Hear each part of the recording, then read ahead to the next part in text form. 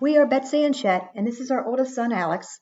For 33 years, we thought Alex had nonverbal autism, intellectual disability, ADHD, and Pica, but recently genetic testing through Spark told us that Alex has Phelan McDermid Syndrome.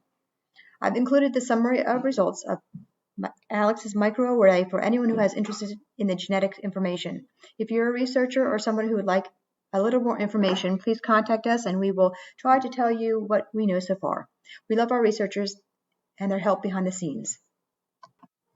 Professionally, I'm an occupational therapist who works with preschool children in the state of Pennsylvania, USA.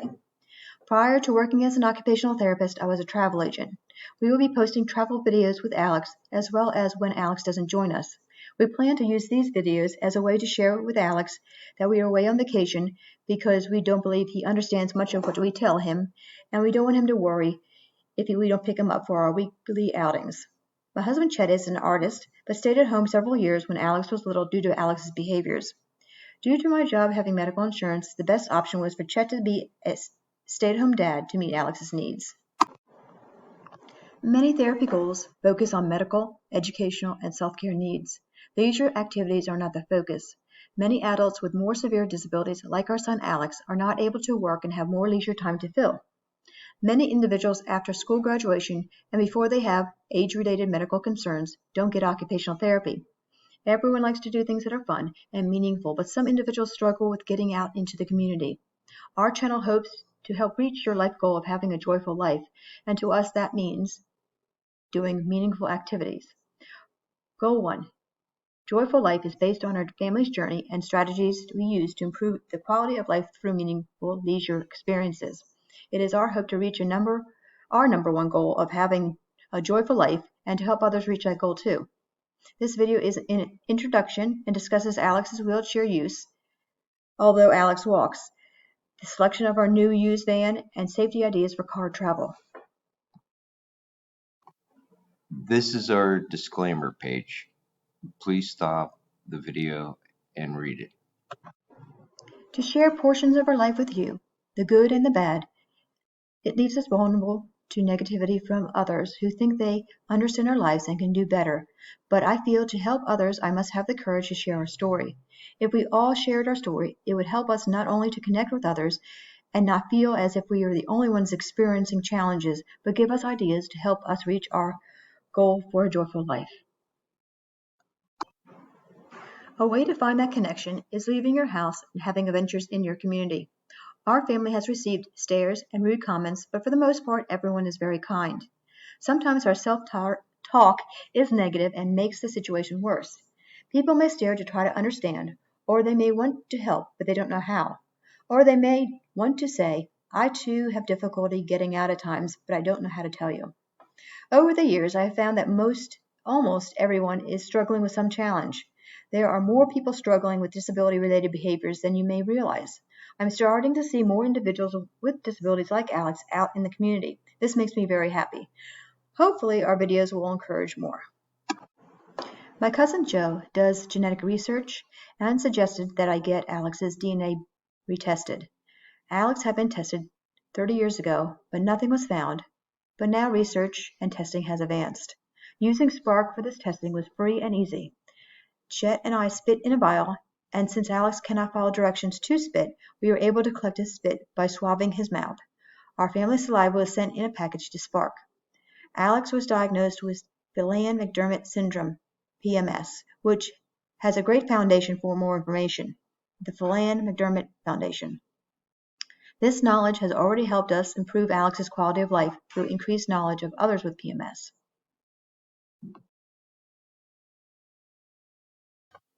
Sometimes people are surprised to find out that Alex can walk, because I use a wheelchair when we go out in the community. Alex likes to jump, and at times flaps his arms and yells. Alex is calmer when in the community in a wheelchair. An example of Alex's frequent verbalizations and motor movements when he's in his wheelchair watching a parade will be shown next. When he is not in a wheelchair, he's also jumping. Alex is very strong and taller than me and doesn't have safety awareness. I don't feel I can maintain his safety or prevent injuries, mine or his, without using his wheelchair. I use a seatbelt, which is controversial because Alex cannot open the seatbelt on request. Alex does not follow any directions. We are not sure how much he understands. Some people consider the use of a seatbelt a restraint, but if I didn't use the seatbelt, we couldn't take Alex out to as many places. The use of the wheelchair and the seatbelt has broadened his and our world. It has enabled us to take Alex many places instead of staying home. Alex is not allowed to use his wheelchair in his group home or day program because it is considered a restraint according to state regulations. Many times, as caregivers, we have to select between two not great options, for example, using a seatbelt or not being able to go out. Alex also has a sport wheelchair that can attach to our bikes.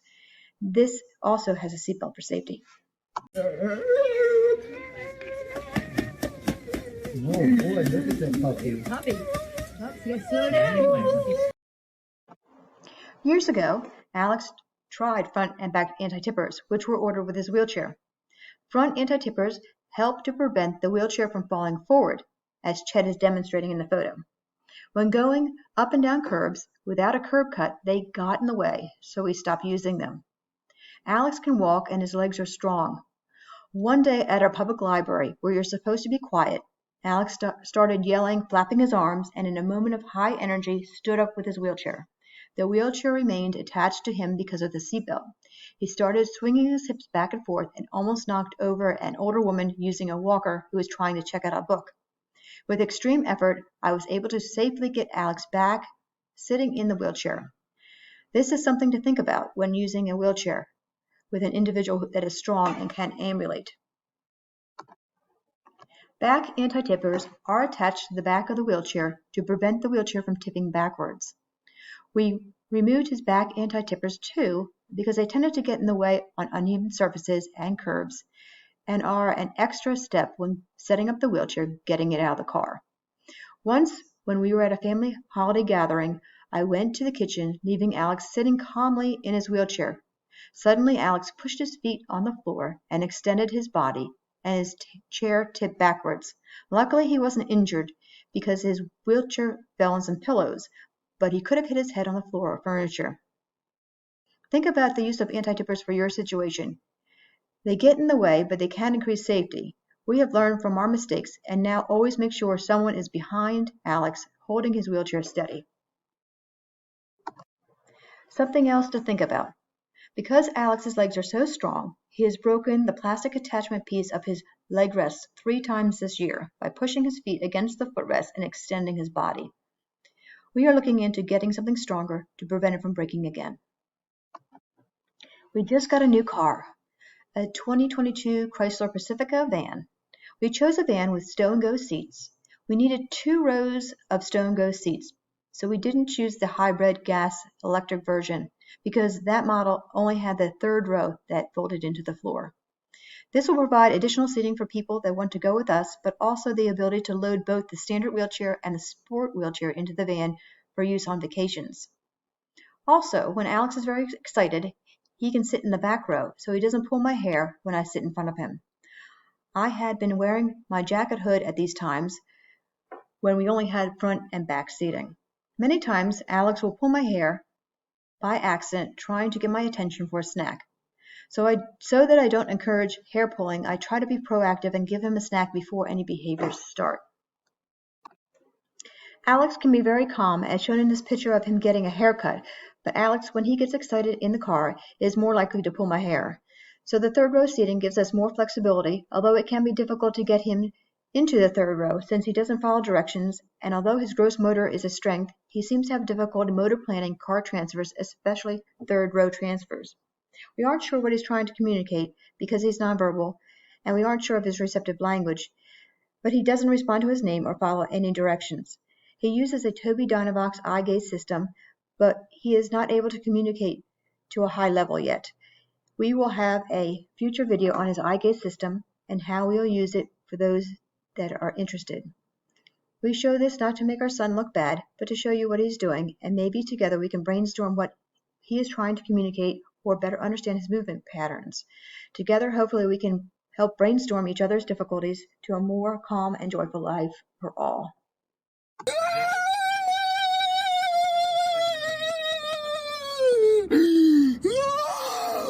down here and we'll turn right. I don't mean it's mandatory. We are now able to load our son's wheelchair so that it is standing up. It is easier than lifting it into our last SUV-style car.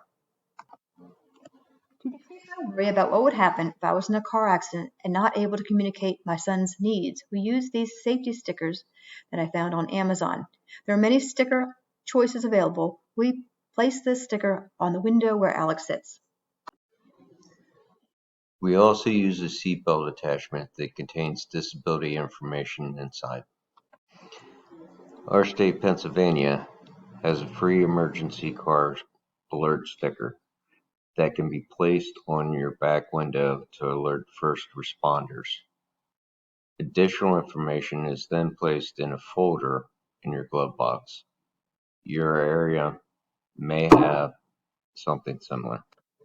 And last, we want to mention the Gizmo Watch by Verizon. Alex used this watch for years.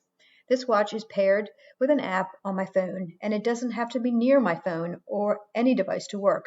Alex wears this when it's not being charged to help us locate him in an emergency.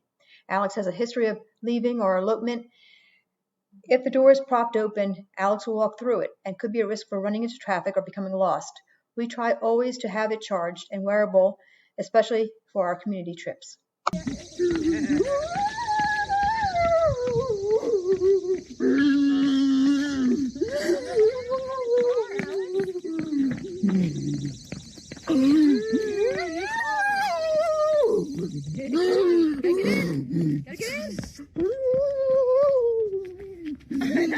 It's exciting. All right, look.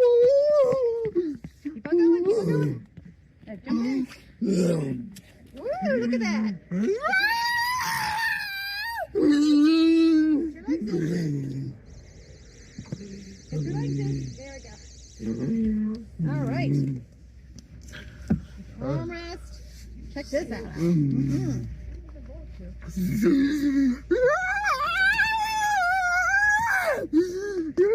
Alright, here we go. Door's gonna close.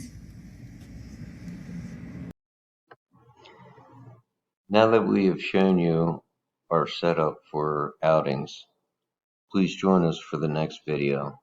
New videos will be posted soon.